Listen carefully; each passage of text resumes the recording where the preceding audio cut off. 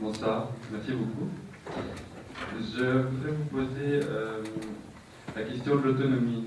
C'est un mot que vous avez convoqué à quelques reprises, et notamment, pour moi, de manière assez étonnante, en fait, je dois dire.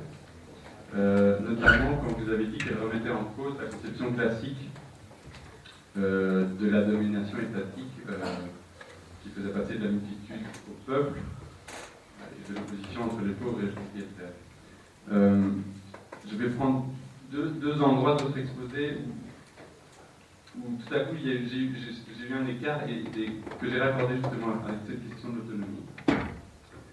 Vous parlez de la puissance du travailleur et de la réappropriation du capital fixe par le travail moderne, le travailleur moderne, et vous parlez d'autonomie à son sujet. Il me semble qu'en tout cas, il y a aussi ce qu'on pourrait appeler une prolétarisation des cadres, donc un mouvement inverse,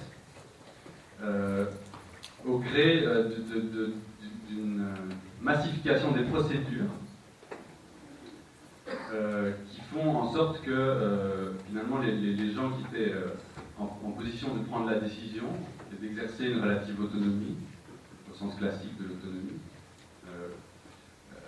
sont maintenant engoncés dans des procédures de plus en plus rigides qui déterminent complètement leur espace d'action. Deuxième chose, deuxième petit sursaut, vous parlez de la finance comme nouveau rapport social, comme captation du rapport social. Je raccorde ça aussi à la question que Lazzarato a thématisée sur la fabrique de l'homme endetté, qui est donc une production, elle aussi, qui est donc tout sauf une espèce d'autonomie, qui n'est même plus une autonomie de façade, en fait, qui est vraiment quelque chose de très, très orienté. Alors, ma question est double. Premièrement, triple en fait. Est-ce que l'autonomie pour vous est un concept qui peut encore trouver sa place dans la lignée antimoderniste que vous avez tracée, Machiavel, Spinoza, Marx? Si c'est le cas, quelle tension est-ce que vous pouvez tracer entre le commun et l'autonomie? Quelle relation? Et la dernière, est-ce que délier, comme vous l'avez dit, la question de l'autonomie et celle de la propriété, celle de la question du propre aussi, est-ce que ça ne rend pas nécessaire, en fait, finalement, d'abandonner purement et simplement la notion même d'autonomie telle qu'on la connaît dans la philosophie classique et en tout cas dans la version des Lumières? Voilà.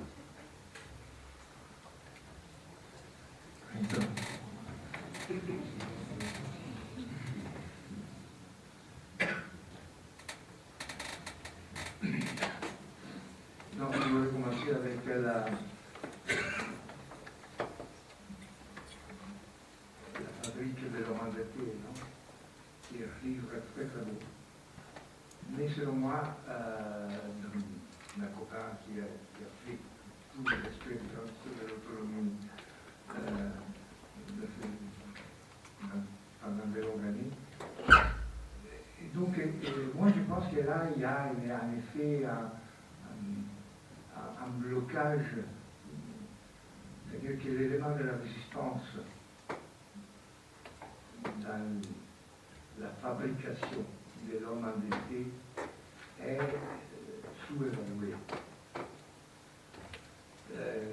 Maurizio Lazzarato il se fait, selon moi, tirer vers une perspective plutôt francofortienne dans ce cas, même s'il a changé complètement tous les éléments du pessimisme francofortien.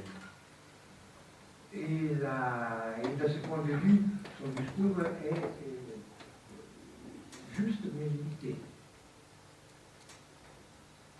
l'homme endetté est fabriqué par le capital financier.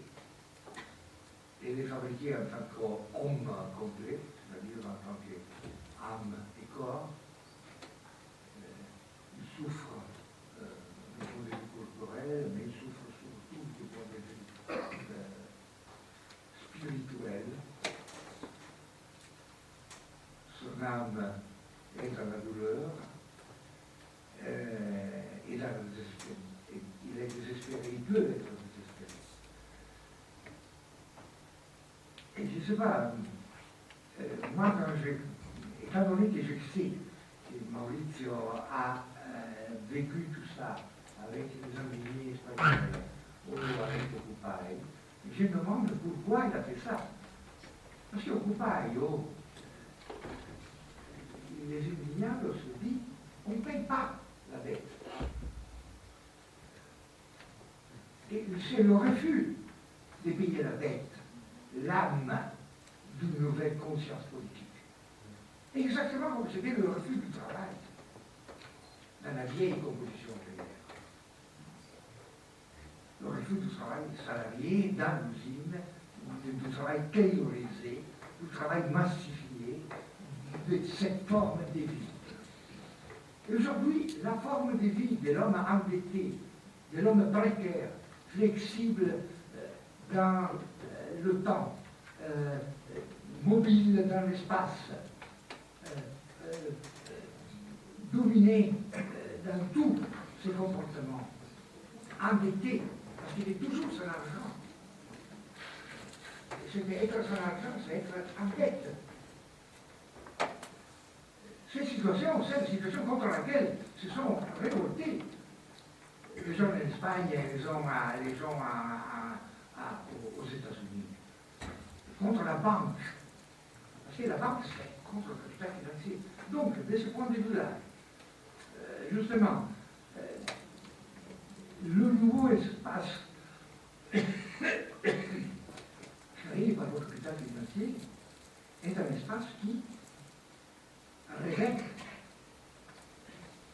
le capital financier comme un rapport social, avant tout comme un rapport de résistance. Et dans cet espace, il faut organiser la résistance, le contre-pouvoir, un programme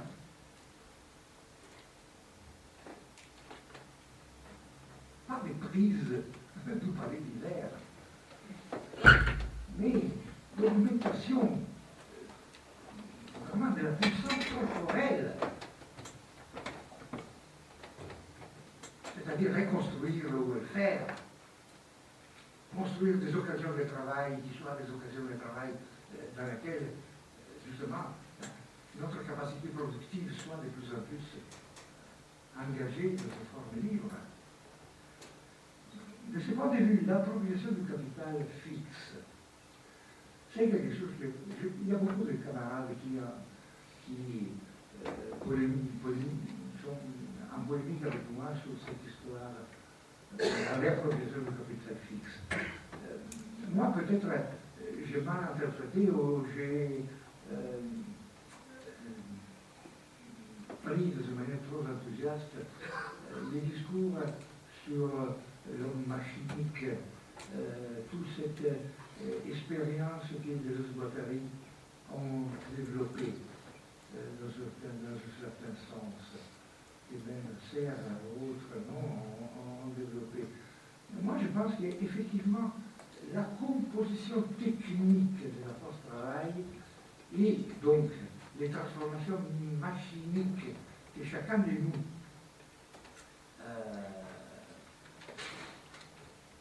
prouve, détermine, non, sont extrêmement importantes. Moi, je ne sais pas, ce n'est pas simplement le physique. Moi, je prends moi-même, non? Je suis un peu une prothèse vivante. J'ai les lunettes, j'ai des appareils ici, j'ai les yeux qui ont opéré pour enlever les cas, j'ai un bridge dans le ventre, non, un moral et fémoral. Je suis complètement addict à tous les instruments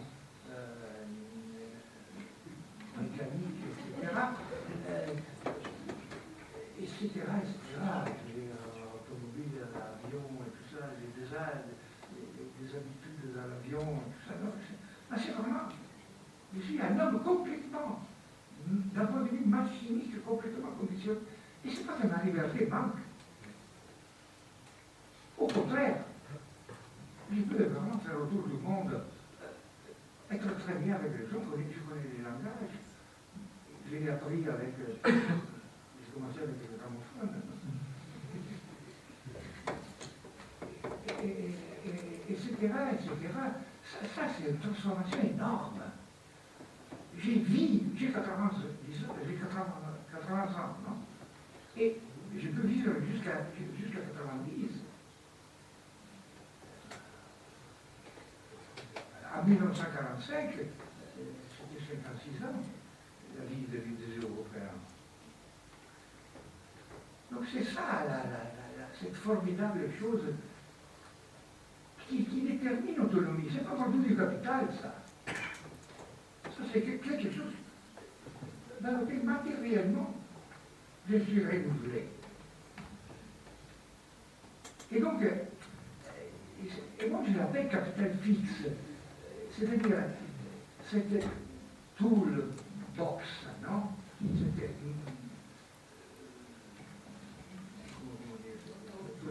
boîte. Cette boîte d'instruments, non? C'est quelque chose que j'ai mis dans ma poche. Et j'ai mis dans mon corps. Aujourd'hui, la production, toute série de productions ne sont pas impossibles sans. Et justement, la dévaluation de cette force de travail qui passe à travers la précarisation, non, est une des formes plus fortes, non, de l'exploitation aujourd'hui. Excusez-moi il nous reste moins de 5 minutes. Je voudrais tout de même qu'on nous ait l'occasion de répondre à quelques autres questions.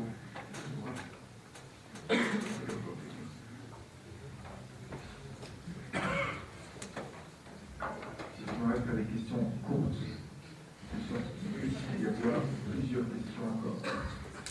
Bon, moi, j'ai été branché sur le fait que vous venez de Venise.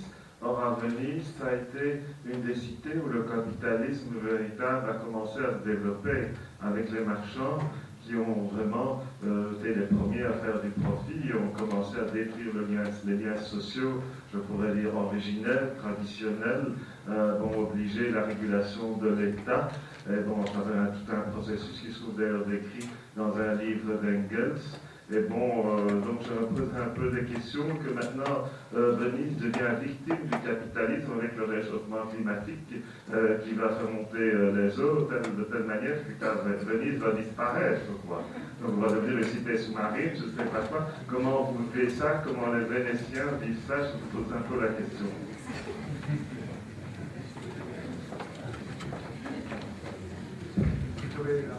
Un beau symbole, les aventures de la banque qui sont sous l'eau. Les Vénitiens disent normalement que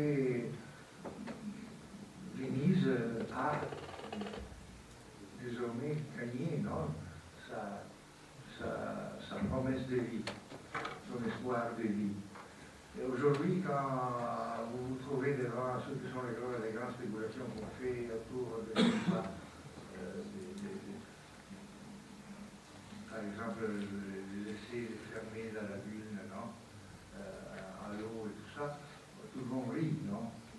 Venise, c'est une ville qui est construite sur des bois, enflammée dans l'eau, et c'est la ville la plus belle du monde, non? Et peut-être que dans 200 ans, ça ne sera pas là. Bon, c'est une ville ancienne. Mais je ne sais pas, qu'est-ce que veut dire ça avec la destruction avec la crise de l'État ou tout ça? Je n'ai pas compris la relation. Les Vénétiens adoptent maintenant des stratégies de sortie du capitalisme et autres, disons, retournant un peu l'histoire en voyant ce qui se passe pour eux. Je ne sais pas, peut-être que le monde finira comme Venise, oui. Il y a une question là-dessus, s'il vous plaît.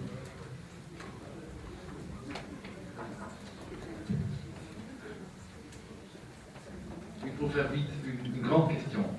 Dans le Commonwealth, vous faites, enfin je vais vite, hein, vous dites que le libéralisme, en fait, détruit le commun et détruit le public, que le socialisme d'État détruit le privé et le commun. Moi j'ai l'impression que vous faites la même erreur. C'est-à-dire que vous détruisez le privé et le public pour le commun.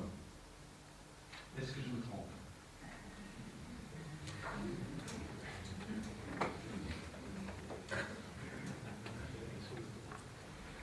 Moi, je définis le commun comme quelque chose à laquelle tout le monde a accès.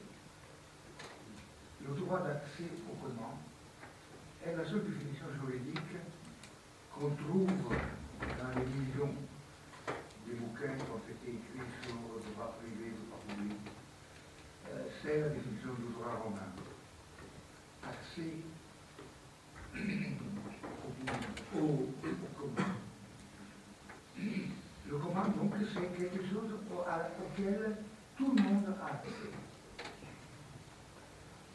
Le droit privé est au contraire possession. Le droit public est la défense de la possession privée. Le droit public est complètement subordonné au droit privé du capital. Le commun est quelque chose qui est l'appropriation du capital avec la liberté d'accéder.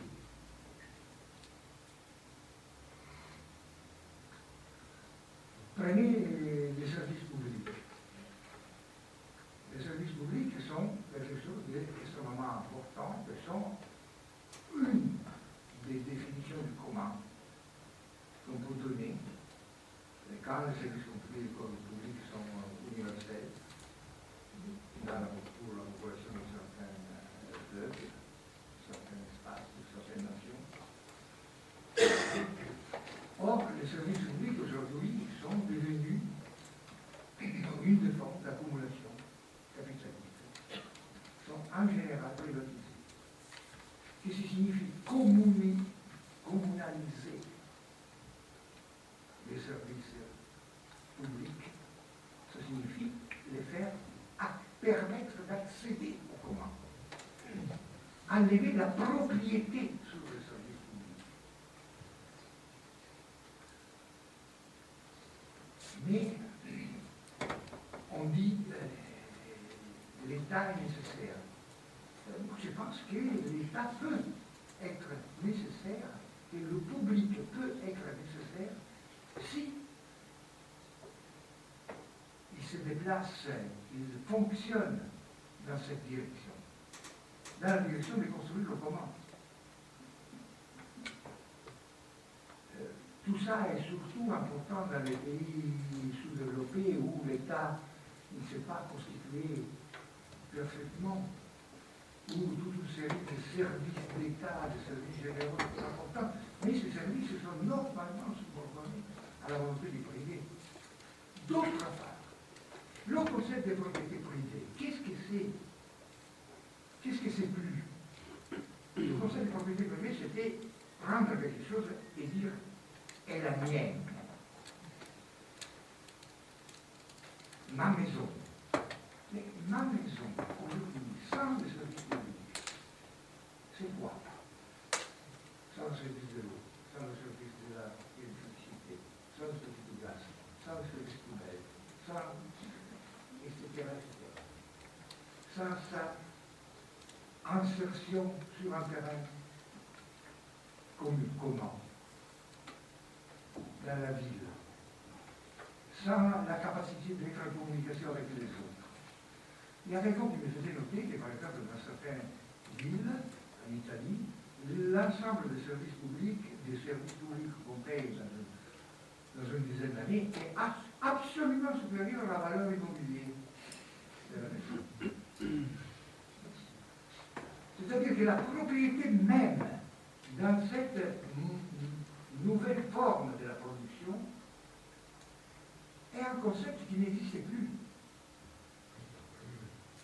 Donc, la seule alternative à cette dissolution de la propriété privée dans la circulation financière et dans la production des services est en réalité, peut-être, pourrait être en réalité le public, l'État.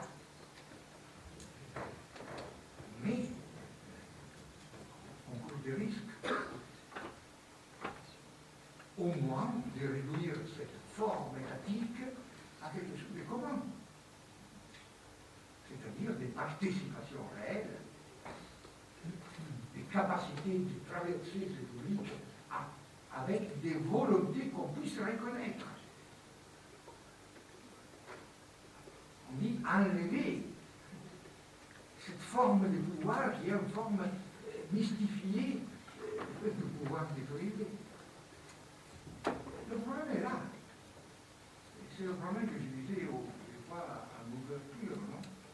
Qu'est-ce que c'est? Comment est-il possible d'imaginer un commun avec la liberté? La liberté de toutes les singularités.